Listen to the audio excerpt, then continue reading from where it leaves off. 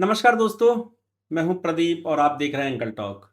मित्रों, आज का पॉडकास्ट जो बना रहे हैं हम, बहुत शानदार पॉडकास्ट बनने जा रहा है। यदि आप अपने बच्चे के करियर को लेकर चिंतित हैं, तो निश्चित तौर पे इस पॉडकास्ट को आपको ज़रूर देखना चाहिए। और यदि आप माता-पिता हैं, अभिभावक हैं, तो आपके लिए भी है ये। और बच्चे जो हैं एजुकेशन में हैं, पढ़ रहे हैं, उनके करियर को लेकर यदि वो अपनी चिंतित हैं, तो उनके लिए भी ये पॉडकास्ट बहुत खास होने जा रहा है। मित्रों, अक्सर आपने देखा होगा कि पेरेंट्स तो चिंता करते ही हैं, और जैसे-जैसे बच्चे एजुकेशन की ओर अपनी बढ़ते हैं, तो उनकी भी बहुत सारी चिंताएँ बढ़ती जाती हैं। इसी सब चिंताओं के विषय में बात करने के लिए आज हमारे साथ बहुत ही एनर्जेटिक पर्सनैलिटी है, और कहना चाहिए कि आपके करियर को लेकर इनके पास जो कला है, वो बहुत शानदार है। एमडीआरटी स्कूल के फाउंडर हैं, और साथ में कोच भी हैं, और फाइनेंस पर इनकी बहुत अच्छी पकड़ है। इन सभी जो आपके प्रश्न हैं, वो सब प्रश्न हम करेंगे। मित्रों, मैं इनका परिचय बता दूं, ये जवाल बॉबी हैं। और कहना चाहिए कि जब व्यक्ति संघर्ष करके ऊपर पहुंचता है, तो बहुत सारी चीज़ों को नीचे वाले लोगों के लिए भी लेके चलता है। तो आज बॉबी जी, आपका अंकल टॉक में बहुत बहुत स्वागत है। थैंक यू प्रदीप जी बुलाने के लिए। और कैसे हैं बॉबी जी? बहुत बढ़िया और मुझे आके बहुत अच्छा लग रहा है। हम्म, आप मतलब मैं आपके बारे में क्या कहूँ, क्योंकि मेरे ख्याल से बचपन से हम लोगों का संपर्क संवाद रहा है। जी जी। और ये जो बासुदा ये हमारी जन्मभूमि और कर्मभूमि भी रही है। ओके। और मुझे सौभाग्य प्राप्त हो रहा है कि मैं थोड़ा बहुत जो भी मेरी नॉलेज है मैं हम्म। आज लोगों तक वो शायद पहुंचा पाऊंगा, और हो सकता है उससे किसी को कुछ क्लैरिटी हो। बिल्कुल बिल्कुल। आज हम जो बात करने जा रहे हैं, अभी तक तो हम पॉडकास्ट करते रहे हैं, बहुत सारे नेताओं के करे हैं, समाज सेवियों के करे हैं, लेकिन ये वाकई में एक एजुकेशन वाला पॉडकास्ट होने जा रहा है। और आपका जो कहना चाहिए, जिस चीज़ में आपको महारत हासिल है, वो आज बच्चों के लिए मिलने वाली है। बॉबी जी, सबसे पहले आप अपनी संस्था के बारे में बताएं, और अपने बारे में बताएं थोड़ा सा। ठीक है, तो मैं अपना आपको पहले थोड़ा एजुकेशन से ही शुरू करता हूँ। एजुकेशन, बिल्कुल। आज का फिर जो पॉडकास्ट है पूरा एजुकेशन तो के लिए मैं है। अपना पहले एजुकेशन बताऊंगा, बिल्कुल फिर मैं बिल्कुल। करियर के बारे में भी थोड़ा कनेक्ट बिल्कुल। कर पाएंगे हम जी चीज़ों जी को। जी जी, बिल्कुल बिल्कुल। तो मैं जब 90s के ज़माने में, हमारे ज़माने में जब 12th किया था, तो मैंने मैथमेटिक्स ही लिया था, क्योंकि दो ही विषय ज़्यादा पॉपुलर होते थे, बायो बायो या मैथमेटिक्स, मैथमेटिक्स। ओके। तो मैंने मैथमेटिक्स लिया था। हम्म। और अब क्योंकि मैथमेटिक्स लिया है तो ऑप्शन एक ही होता था, इंजीनियरिंग। हम्म, बायो में ऑप्शन होता था आपको डॉक्टर बनना। डॉक्टर बनना है। तो ऑप्शन नहीं था, इंजीनियर ही बनना था। तो हम्म। हमने मेहनत करी, विदिशा जाते थे पढ़ने के लिए। हम्म। 1 साल ड्रॉप भी लिया, हम्म। और मेरा एडमिशन भी हो गया 1 साल। हम्म। तो मैंने 1 साल इंजीनियरिंग करा, लेकिन 1 साल के बाद मुझे लगा कि this is not my cup of tea. Hmm. तो मैंने इंजीनियरिंग ड्रॉप आउट कर दिया। हम्म। इसके बाद मैंने बीएससी मैथमेटिक्स किया बासुदा से ही। हम्म। फिर उससे अच्छा और क्या कर सकते हैं, तो एमएससी था, तो मैंने एमएससी कर लिया केमिस्ट्री से। हम्म। उससे अच्छा और क्या कर सकते हैं, तो मैंने एमबीए कर लिया एमबीए। आईटी से, जी जी। भोपाल से। हम्म। और उसके बाद फिर मेरे करियर स्टार्ट हुआ। तो 2001 से 2005 तक मैं जॉब में था, हम्म। आईटी इंडस्ट्री में था, फिर फाइनेंशियल सर्विसेज में था। हम्म। और 2005 में मैं ट्रेनिंग में चला गया, मुझे एक अपॉर्चुनिटी मिली। हम्म। और 2005 से लेके 2020 तक मैंने अलग अलग संस्थाओं के लिए काम किया। हम्म। और फिर ऐसा लगा मुझे कि मुझे जीवन में जो चाहिए था शायद वो मुझे मिल गया है। हम्म। और मैंने काफ़ी तरक्की करी 2005 से लेके 20 तक। हम्म। काफ़ी सारे प्रमोशन लिए, अलग अलग कंपनियों में काम किया, और एज ए वाइस प्रेसिडेंट मैंने 2021 में जब ये जॉब छोड़ा, उसके बाद मैंने इस संस्था की शुरुआत की, एमडीआरटी। हम्म। तो एमडीआरटी का एक फुल फॉर्म है, hmm. M is for mentorship, जी डी इज़ फॉर डेवलपमेंट, जी। आर इज़ फॉर रीस्किलिंग, जी and T is for transformation training. जी। तो और ये ऐसा इसका फुल फॉर्म और है। स्कूल उसमें जुड़ा हुआ है। स्कूल इसमें लिखा हुआ, क्योंकि मुझे ऐसा लगता है जी जी। शिक्षा एक ऐसा विषय है। जी जी। मैं भी आज विद्यार्थी हूँ और मैं आज भी सीख ही रहा सीख ही हूँ। रहे हैं। ऐसा नहीं है कि मैं एक ट्रेनर या कोच हूँ तो मुझे सब आता है। जी जी। कुछ विषय में आता होगा, बट हम्म। बहुत सारे विषय हैं जिसमें मैं अभी भी सीख रहा हूँ। बिल्कुल सही कह मैं रहे अपने हैं। आप को एक विद्यार्थी मानता हूँ, तो इसलिए हम्म। वो स्कूल है। हम्म। और जो एमडीआरटी स्कूल है, ये बेसिकली फाइनेंशियल सर्विसेज इंडस्ट्री के लिए में जो लोग काम कर रहे हैं, हम्म। या लोग जो काम करना चाहते हैं, हम्म। उनके लिए एक प्लेटफॉर्म है। लाइक बैंकिंग हो गया, इंश्योरेंस हो गया, म्यूचुअल फंड, जितना भी वित्तीय संस्था है उसमें मेरी एक्सपर्टाइज है, क्योंकि मैंने 25 साल उसी इंडस्ट्री में मैंने काम किया है। ओके। और क्योंकि मैं एक ट्रेनर भी रहा हूँ, हम्म। मैंने करीब 60-70 हज़ार लोगों को की मेंटोरशिप एंड ट्रेनिंग की है। हम्म। ट्रेनिंग मतलब sales training, leadership training, career trainings मैंने की हैं। हम्म। और मैं एक इंटरनेशनल सर्टिफाइड करियर कोच भी हूँ। ओके। तो एजुकेशन, ट्रेनिंग, कोचिंग, ये मतलब मेरे दिल के बहुत करीब विषय है। जी जी। और व्यवसाय से ज़्यादा मुझे ऐसा लगता है कि जीवन में काफ़ी सारे लोग हैं जिनको बहुत सारा कन्फ्यूजन है हमारे देश में, और उनको क्लैरिटी की ज़रूरत है। किसी को शायद पढ़ाई से संबंधित हो सकता है, किसी को जॉब से, किसी को बिजनेस से रिलेटेड। तो मेरे जितने भी कोर्सेस हैं, ट्रेनिंग प्रोग्राम्स हैं, या मैं टूल्स एंड सॉफ्टवेयर डिज़ाइन करता हूँ, सबका जो उद्देश्य वो है, जो भी लोग कन्फ्यूज़ हैं उनको हम क्लैरिटी की तरफ लेके जा सकें। और मुझे बताते हुए बहुत अच्छा लग रहा है आपको प्रदीप जी, आपने मुझे मौका दिया। दो विषय ऐसे हैं जो इंटरलिंक्ड हैं, और मुझे ऐसा लगता है कि हमारे देश में उनको लेके ज़्यादा चर्चा नहीं होती है जी। पहला विषय ये है कि जो बच्चे हैं, करियर सिलेक्ट करते समय उनके पास में कोई साइंटिफिक तरीका नहीं है जिससे वो करियर सिलेक्ट कर पाएँ। बिल्कुल। और हिंदुस्तान में आज भी वही पुराने तरीके चले आ रहे हैं, और जो माता पिता होते हैं उनको 6-7 करियर ही पता होते हैं। उनको करियर पता होते हैं, या फिर पड़ोसी जो कह देता है, या अपने रिश्तेदारों के राइट, जो कुछ बच्चे आगे निकल रहे होते हैं उसी की तरफ मुड़ते हैं वो। तो जो भी लिमिटेड जानकारी है, तो जैसे टीचर का बच्चा टीचर है, डॉक्टर का डॉक्टर है, बिजनेस ओनर का, वो चला आ रहा है, प्रथा चला आ रहा है। तो मोस्टली पेरेंट्स को वही सब 6-7 ऑप्शन पता है। ये मैं आपको वो सब बता रहा हूँ, जो डेटा गूगल पे अवेलेबल है। ओके। अब आज की डेट में आप इंडिया की बात करोगे, हमारे देश में 700-800 से ज़्यादा करियर हैं जो अवेलेबल हैं जी। अब इतना ज़्यादा ऑप्शन, हमारे ज़माने में तो ऑप्शन ही नहीं होते थे, राइट। तो अब सवाल ये है कि किस करियर में जाएं। और एजुकेशन में भी आप देखोगे तो हज़ारों प्रकार की डिग्रियां हैं। तो सबसे बड़ा कन्फ्यूजन तो वही है कि हम क्या करें। तो काफ़ी बार बच्चे गलत करियर का चुनाव कर लेते हैं, जिसके कारण जीवन भर परेशान रहते हैं। एक ये। दूसरा ये, करियर के साथ में पैसे का प्रबंधन बहुत इंपॉर्टेंट है माता पिता के लिए।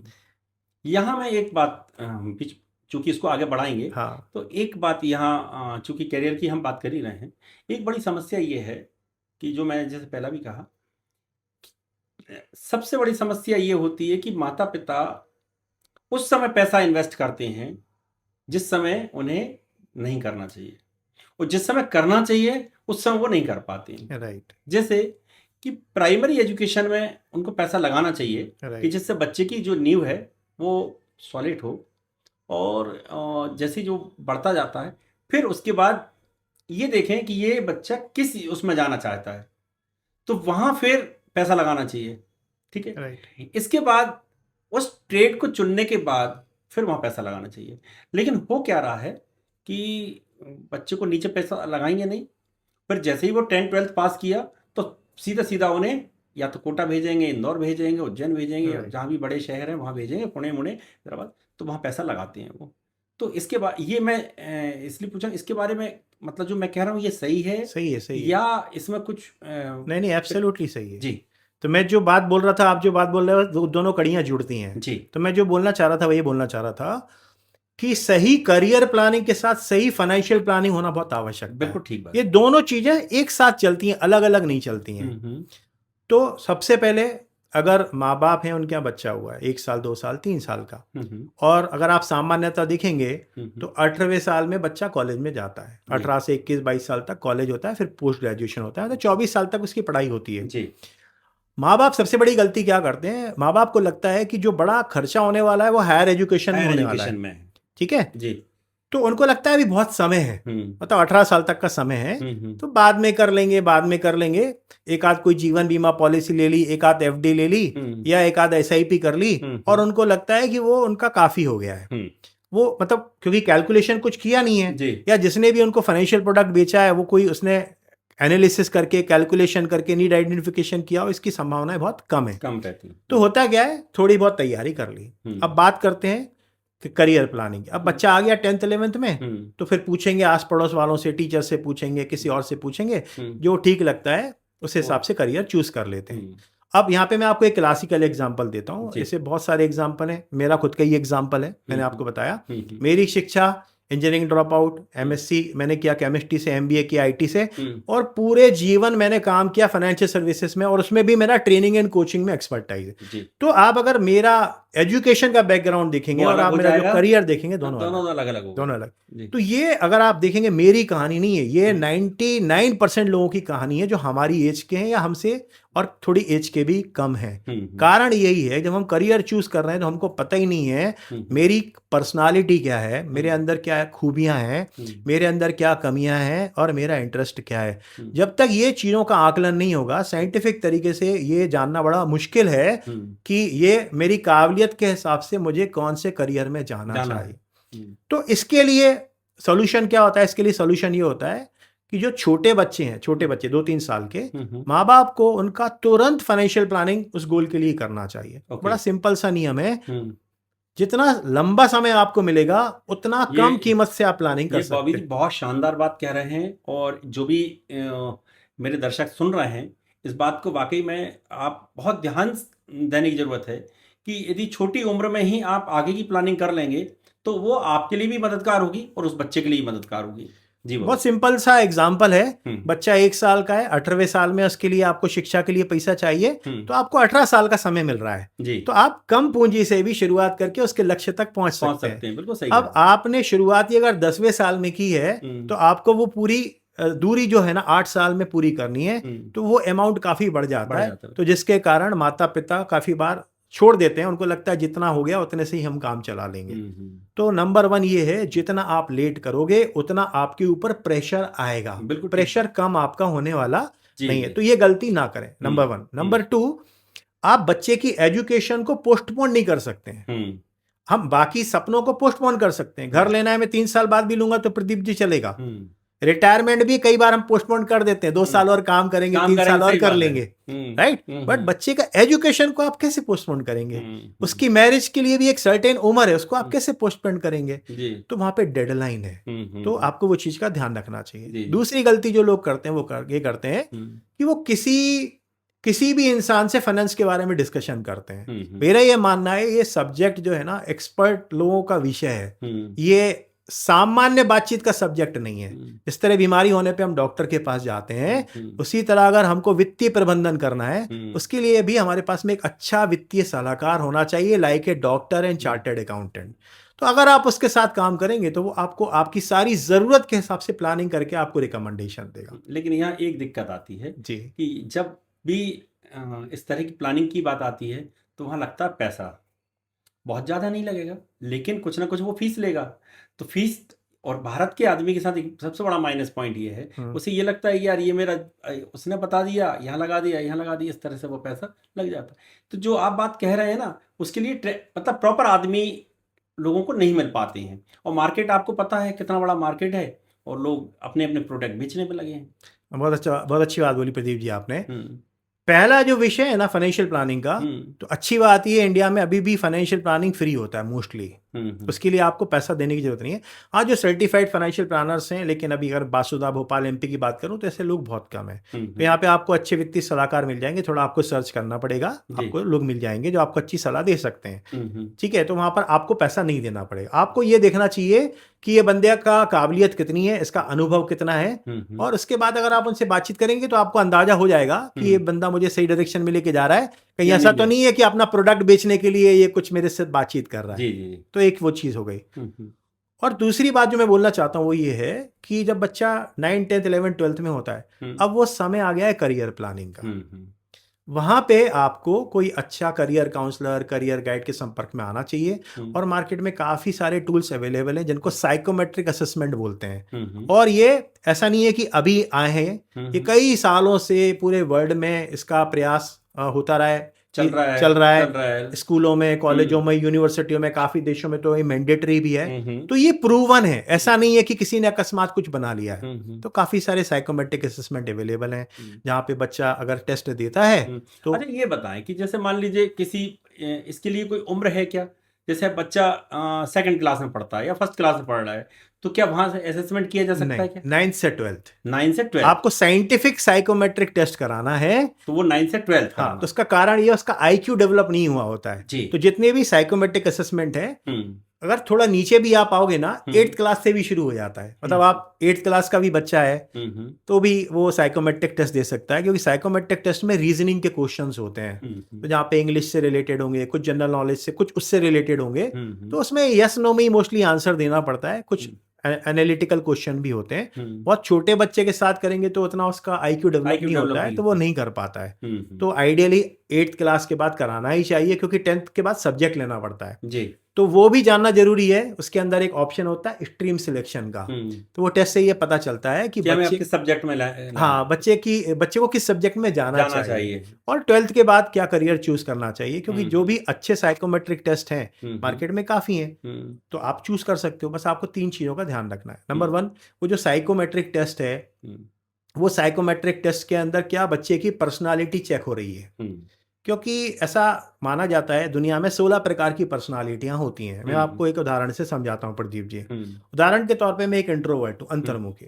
तो जो इंट्रोवर्ट लोग होते हैं ये बातचीत थोड़ी कम करते हैं, ये अपने आप में रहना पसंद करते हैं, और जिसके साथ ये कंफर्टेबल होंगे उसके साथ ही बात कर पाएंगे। ये अगर आप देखेंगे ये कोई सार्वजनिक कार्यक्रम में जाएंगे तो ये भीड़ से अलग खड़े हो जाएंगे, ठीक है, और इनको हाईलाइट होना पसंद नहीं होता। ये मेहनत करेंगे लेकिन कभी क्रेडिट लेने का कोशिश नहीं करेंगे। तो अब इंट्रोवर्ट बंदे ने ऐसा जॉब चूज कर लिया जहां पर उसको पब्लिक के साथ डील करना है, ठीक है। लेट्स से पब्लिक फेसिंग में, बैंक में वो फ्रंट डेस्क पे बैठा हुआ है, या मार्केटिंग में जहां पर उसको रीच आउट करना है लोगों को, या गवर्नमेंट ऑफिस में भी ऐसा है जहां उसको हजारों लोगों के साथ में डील करना है। ये बंदा हमेशा परेशान रहेगा, फेल हो जाएगा वहां तक। काम तो करेगा क्योंकि जॉब है, अंदर से खुश नहीं रहेगा, तो क्या रहेगा उसका, हमेशा स्ट्रगल रहेगा, वो अपना बेस्ट नहीं दे पाएगा। तो उसके कारण क्या होगा, जॉब तो कर रहा है लेकिन अंदर से खुश नहीं है, तो उस कारण से क्या होगा, उसका जो पोटेंशियल है वो यूटिलाइज नहीं हो पाएगा, तो वो हमेशा तनाव में रहेगा। शायद जो उसका पोटेंशियल है वो यूज नहीं हो पाएगा, तो शायद उसको उतनी तरक्की भी नहीं मिल पाएगी। तो मैंने आपको एक सिंपल उदाहरण दिया। अब अगर इंट्रोवर्ट ने कोई ऐसा जॉब कर लिया जहां पर उसको पब्लिक डीलिंग नहीं करनी है, फॉर एग्जांपल कंटेंट डेवलपमेंट का काम है, टीचिंग का काम है, वो 1 to many नहीं कर सकता है, 1 to 1 नहीं कर सकता है, ठीक है, या उसको डेस्क का कोई जॉब है जहां उसको सॉफ्टवेयर बनाना है। तो बहुत सारे ऐसे काम है जो इंट्रोवर्ट बहुत अच्छे तरीके से, क्रिएटिव राइटिंग का काम है, तो अगर उसने वो जॉब चूज कर लिया है, संभावना बहुत अधिक है कि वो काम करने में उसको मजा भी आएगा, और काम करने में मजा आएगा तो वो करियर में ज्यादा दूर तक जाएगा, इसकी प्रोबेबिलिटी हाई हो जाती है। बिल्कुल सही है। तो यहाँ पे जो नंबर 1 लर्निंग है सब लोगों के लिए, मैं सब माता पिता को बोलना चाहता हूँ कि आप अपने बच्चे से उम्मीदें रखो, लेकिन आप उम्मीदों से पहले ये भी देखो कि उसके अंदर क्या खूबी है, क्या उसके अंदर स्किल्स हैं, और उसकी जो पर्सनालिटी या व्यक्तित्व है वो किस प्रकार का है। क्योंकि जब तक हमको यही पता नहीं चलेगा कि उसकी पर्सनालिटी क्या है, हम जो भी करियर चूज करेंगे वो हवा में तीर चलाने जैसा होगा। प्रदीप जी, मतलब मैं यहाँ ये जो बात आप कह रहे हैं, मैं पेरेंट्स को ये भी कहना चाहूंगा कि सीधा सीधा यूपीएससी, एमपीएससी या नीट यही नहीं है, इसके अलावा भी बहुत कुछ है, लेकिन एक सीधा आज एक दिमाग में सीधा बैठा हुआ है, जैसे 12th पास आउट हुआ तो उन्हें क्या तैयारी कर रहे हैं, नीट की तैयारी कर रहे हैं, क्या कर रहे हैं, यूपीएससी की तैयारी कर रहे हैं, और अपना 2 साल 3 साल 4 साल 5 साल 6 साल अपना महत्वपूर्ण समय वो उसमें वेस्ट हो जाता है। एब्सोल्युटली। तो यहाँ पे माता पिता का, शिक्षकों का, मतलब मैं मानता हूँ कि उनको इस तरफ ध्यान देना चाहिए। तो पर्सनालिटी चेक होना चाहिए, जो भी साइकोमेट्रिक आप कर रहे हो उसमें ये भी पता चलना चाहिए कि बच्चे में कौन कौन सी स्किल्स हैं।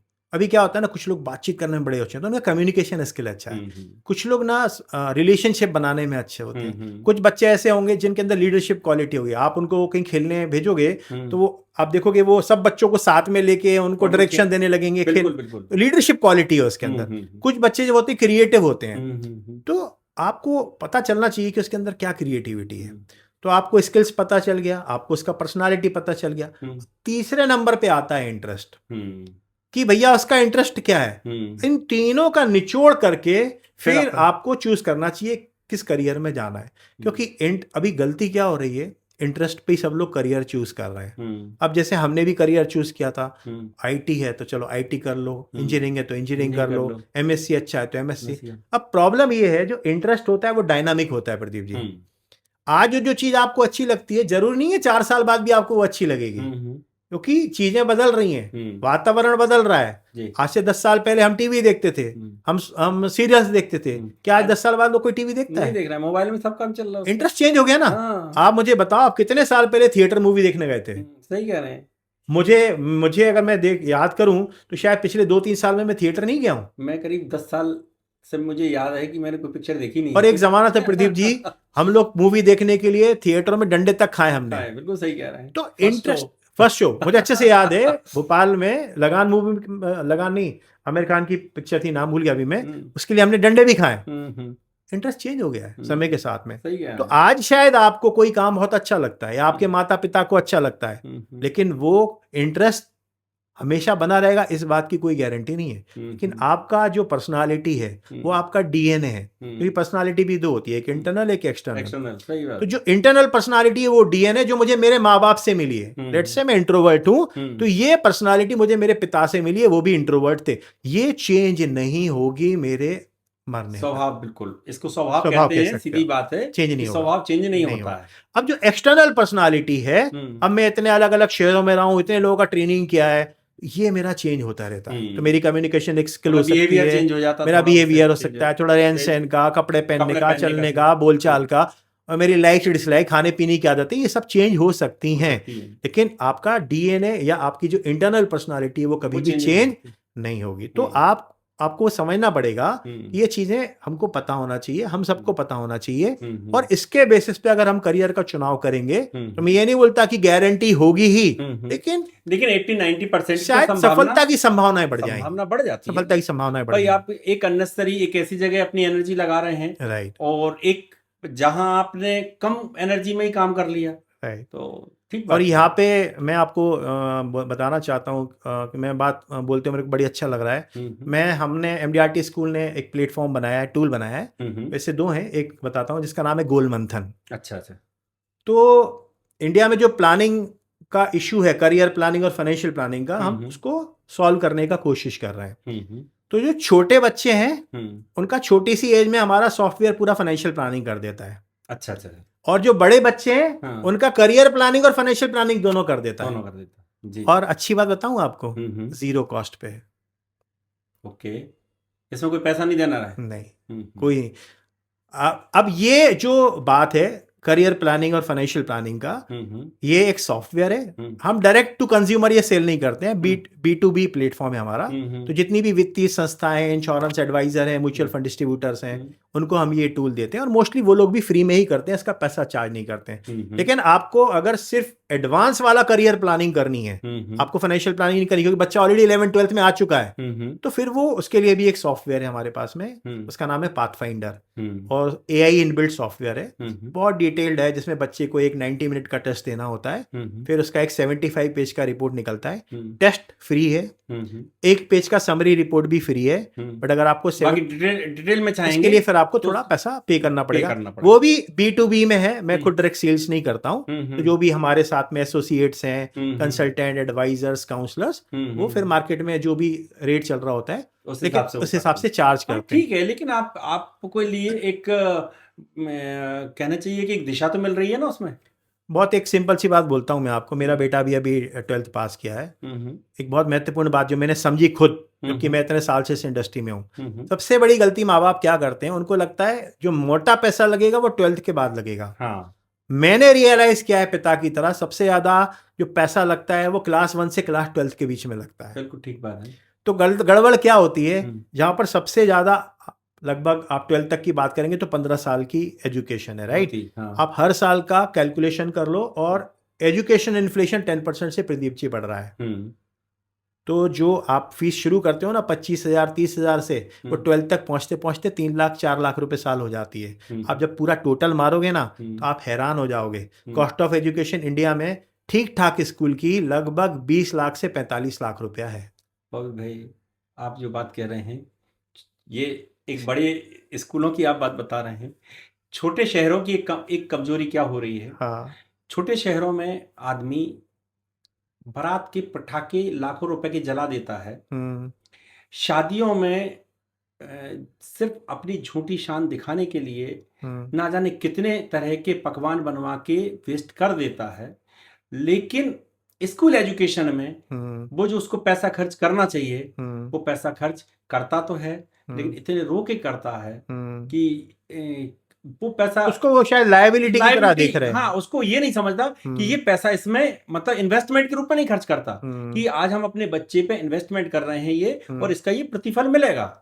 उसे वो एक मजबूरी, अरे यार स्कूल वाले तो लूट रहे हैं। एक सोच ये बन गई है आज की तारीख में, खास करके छोटे शहरों की। वैसे तो अमूमन ये सभी अपने देश के अंदर तो सभी ये बातें करते ही हैं कि स्कूल और हॉस्पिटल दो लुटाई के अड्डे हैं, देसी भाषा में यदि कहूं तो। लेकिन जब उन्हीं का बच्चा उसी स्कूल से कैरियर बना लेता है तो कभी उस स्कूल को कोई पहली सैलरी देने नहीं आता। राइट। कि हमारे बच्चे को इस स्कूल ने इस लायक बना दिया कि वो पहली सैलरी उसकी आ रही है तो वो देने नहीं आता है। लेकिन जो इन्वेस्टमेंट की बात कर रहे हैं हम, जो बड़े अपन चूंकि बड़े उसकी भी बात कर रहे हैं कि इतना पैसा खर्च होता है, वो पैसा यदि सही से खर्च करें तो मैं समझता हूं कि जो है एक उनको सही दिशा मिल सकती है और बच्चे का कैरियर बहुत अच्छे से बन सकता है। प्रदीप जी, आपने ये जो बात बोली है ना, ऐसे छोटे शहरों की नहीं, ये सब जगह की है। अच्छा। मैं मुंबई पूना में मैं काम करता हूँ। मेरे जो कह सकते हैं यूज़र्स हैं, स्टूडेंट्स हैं, मोस्टली गुजरात महाराष्ट्र में, एमपी में भी हैं। और महाराष्ट्र और गुजरात दो ऐसे स्टेट हैं जहाँ हमारे देश के जीडीपी में सबसे ज़्यादा कंट्रीब्यूशन है।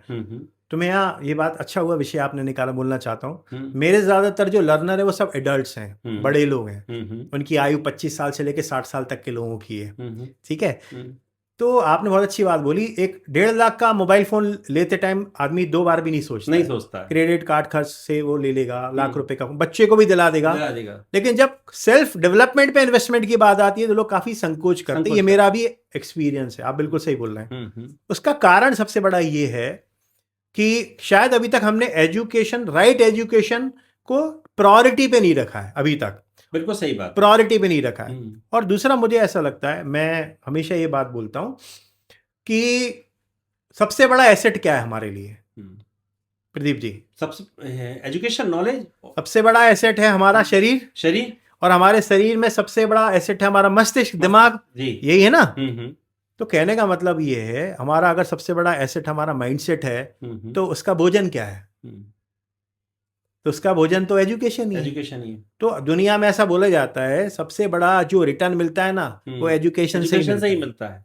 तो आप करिए, कोई इशू नहीं है। आप, मैं देख रहा हूँ बासुदा की कम से कम 1000 बच्चे पूना में पढ़ते होंगे, बेंगलोर में पढ़ते होंगे, और जितने भी कॉलेजेस है सबकी फीस 1-2 लाख रुपए साल से कम की नहीं है। रहने का भी खर्चा ऐड कर दोगे 3-3.5 लाख रुपए होता है। तो खर्चा तो कर रहे हैं माँ बाप, लेकिन बहुत लेट खर्चा कर रहे हैं और प्लान्ड तरीके से खर्चा नहीं कर रहे हैं। प्लान्ड मतलब ये कि उनको लग रहा है कि ये अभी एआई का चल रहा है तो चलो एआई कर लेते हैं। कंप्यूटर साइंस चल रहा था, कंप्यूटर साइंस कर लेते हैं। तो जो भी कोई एक फील्ड पकड़ लेते हैं ना, बस उसकी तरफ ही सब लोगों का रुझान हो जाता है। इस बीच में स्टार्टअप आ गया तो सब बच्चों को स्टार्टअप करना है।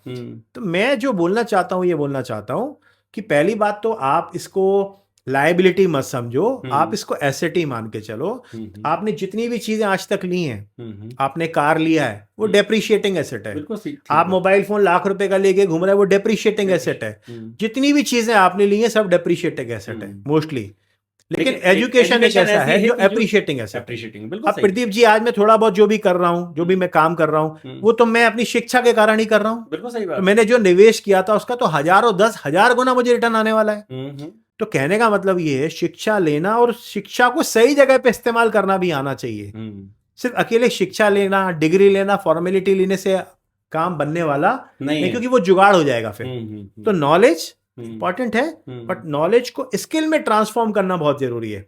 और जो स्किल है ना वो डूइंग से आती है, करने से आती है। बिल्कुल सही बात। मैं हमेशा सबको बोलता हूँ, जब मैं गंजबसुदा आता हूँ, इवन मैं जब आपके पॉडकास्ट में आ रहा था तो एक हमारे पुराने परिचित मिल गए, तो उन्होंने मेरा नंबर लिया। उनका बच्चा अभी इंदौर में बीटेक कर रहा है, तो बोले आप प्लीज उनसे बात करना मेरे बेटे से। तो मैं देख रहा हूँ आज के जमाने में हर माँ बाप परेशान है, क्योंकि उनका बच्चा या तो पढ़ रहा है या जॉब हंट कर रहा है, और उनको समझ में नहीं आ रहा है कि क्या करना क्या है, और उनको दिशा देने वाला कोई नहीं है। तो मेरा ये मानना है कि हर स्कूल के अंदर ये व्यवस्था होनी चाहिए। और जहां तक कॉस्ट की बात है, ना के बराबर। मैं आपको एक सिंपल सा एग्जांपल देता हूं प्रदीप जी।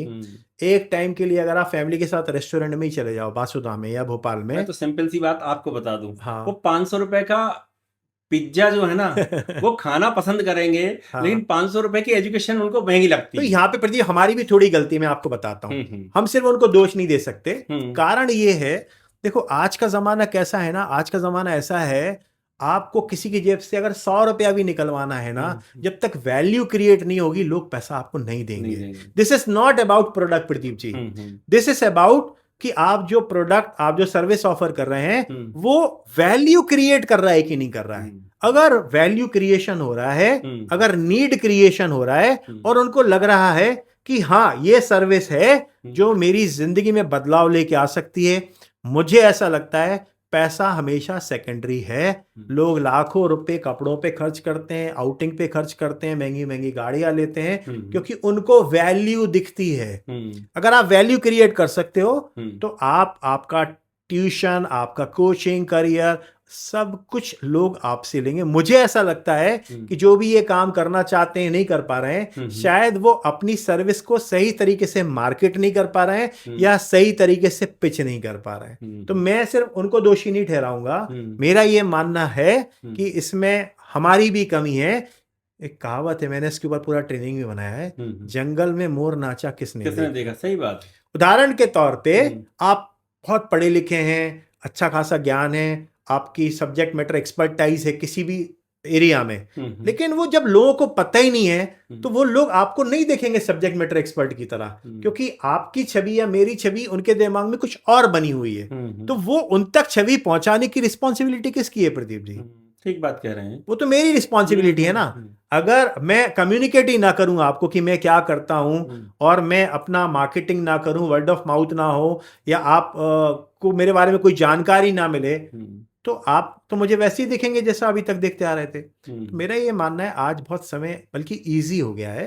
आज सोशल मीडिया होने के कारण आप अपनी बात को लाखों लोगों तक बहुत इजीली पहुंचा सकते हैं। तरीका ये है कि पहले आपको इसके बारे में सोचना पड़ेगा कि हर प्रोडक्ट या सर्विस का एक मार्केट है, और वो मार्केट तक पहुंचने के लिए आपको कम्युनिकेट करना पड़ेगा रेगुलरली। तो जहां तक माता पिता की बात है, मैं इस बात को बिल्कुल नहीं मानता हूं कि वो पैसा नहीं देते हैं। शायद हम उन तक अपनी बात को सही तरीके से नहीं पहुंचा पा रहे हैं। और हर प्रोडक्ट या सर्विस को कम्युनिकेट या सेल्स करने का एक प्रोसेस होता है। अगर वो प्रोसेस सीख लिया, मैं मानता हूं सेल्स करना नहीं पड़ता है, सेल्स अपने आप होता है। चलिए, चलते चलते चूंकि समय की बाध्यता है, और ये डिस्कशन इतना लंबा हो रहा है कि पता नहीं चल रहा कि हमें विषय बहुत लंबा है, विषय बहुत लंबा है। तो एक चलते चलते बस एक प्रश्न मेरा और है, शिक्षा और संस्कार, इसको आप किस दृष्टि से देखते हैं? क्या शिक्षित होना ही काफी है, या यदि उसमें संस्कार नहीं आए तो उसकी शिक्षा की क्या वैल्यू है? देखो प्रदीप जी, ये सवाल बहुत बड़ा विषय है, लेकिन फिर भी मैं ये बोलना चाहता हूँ कि मोरल वैल्यूज होना बहुत जरूरी है। बिना मोरल वैल्यू के फिर इंसान में और पशु में कोई अंतर नहीं है। क्योंकि जो भी धर्म है, जो भी समाज है, जो भी परिवार है, वो आज सिर्फ वैल्यूज के बलबूते पर ही टिका हुआ है, और वैल्यूज ही संस्कार होते हैं। अगर आप वैल्यूज को निकाल दोगे परिवार में से, समाज में से, धर्म में से, तो फिर हम में और जानवरों में कोई फर्क नहीं है। तो मेरा कहने का यहाँ पे मैं अंत यही करना चाहूंगा, शिक्षा आपको बताती है कि सही क्या है। शिक्षा आपको बहुत सारे विषय ऐसे हैं जिसके बारे में आपको ज्ञान देती है, लेकिन संस्कार उस टॉर्च लाइट की तरह हैं जिसके सहारे आप जीवन मूल्यों पे आगे बढ़ते रहोगे, आपकी तरक्की होती रहेगी, आप भटकोगे नहीं। अन्यथा शिक्षा तो मिल गई है और संस्कार नहीं है, भटकना लाजमी है। बिल्कुल। ये थे मित्रों हमारे साथ बॉबी जी, और बहुत आज का जो पॉडकास्ट हुआ बहुत शानदार जानकारी मिली है। तो मित्रों, आपको ये पॉडकास्ट कैसा लगा अपना कमेंट्स करके ज़रूर बताएं। साथ ही लाइक भी करें और साथ में शेयर कर लेंगे और सब्सक्राइब करेंगे तो शायद हमारी जो ये मेहनत है वो और आगे जाएगी।